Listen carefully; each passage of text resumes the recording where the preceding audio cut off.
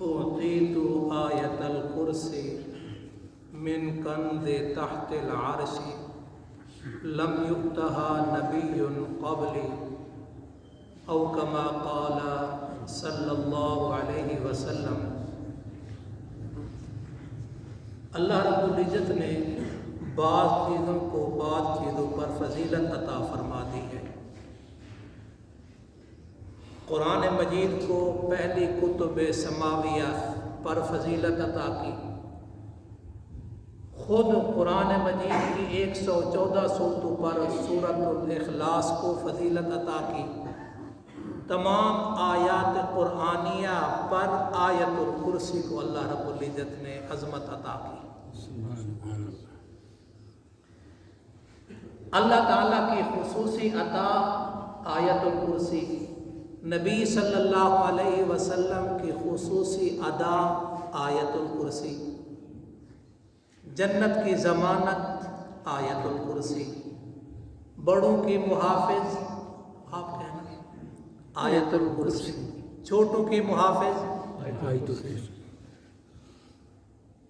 تو آیت الکرسی یہ اللہ رب العزت نے صرف اور صرف اپنے نبی آخر الزمان کو اور اس کی امت کو عطا کی ہے۔ نبی صلی اللہ علیہ وسلم نے فرمایا اوتیت آیت الکرسی، یہ جو آیت الکرسی مجھے عطا کی گئی ہے یہ اللہ کے عرش کے خاص خزانے سے عطا کی گئی ہے۔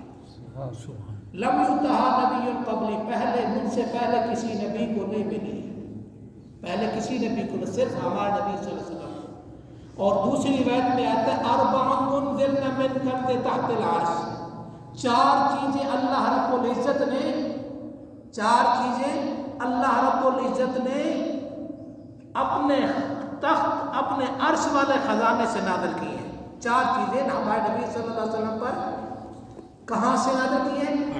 عرش کے خزانے سے۔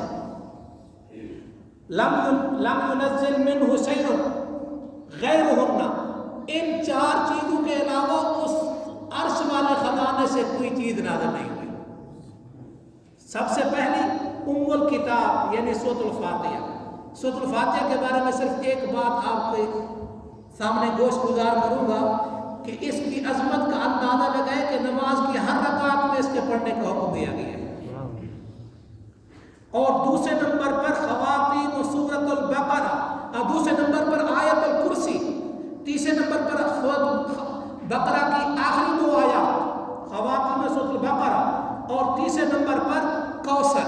یہ چار چیزیں اللہ نے عرش والے خزانے سے نازل کی ہیں، اس کے علاوہ اور کوئی چیزیں وہاں سے نازل نہیں ہوئی ہیں۔ تو یہ جنت کی ضمانت ہے، گھر کی حفاظت کا ذریعہ ہے، ہمسائیں کی حفاظت کا ذریعہ ہے، بڑوں کی محافظ، چھوٹوں کی محافظ۔ آیت الکرسی اللہ رب العزت نے اس کو پورے قرآن کریم کی تمام آیات پر فضیلت اور عظمت عطا کی ہے۔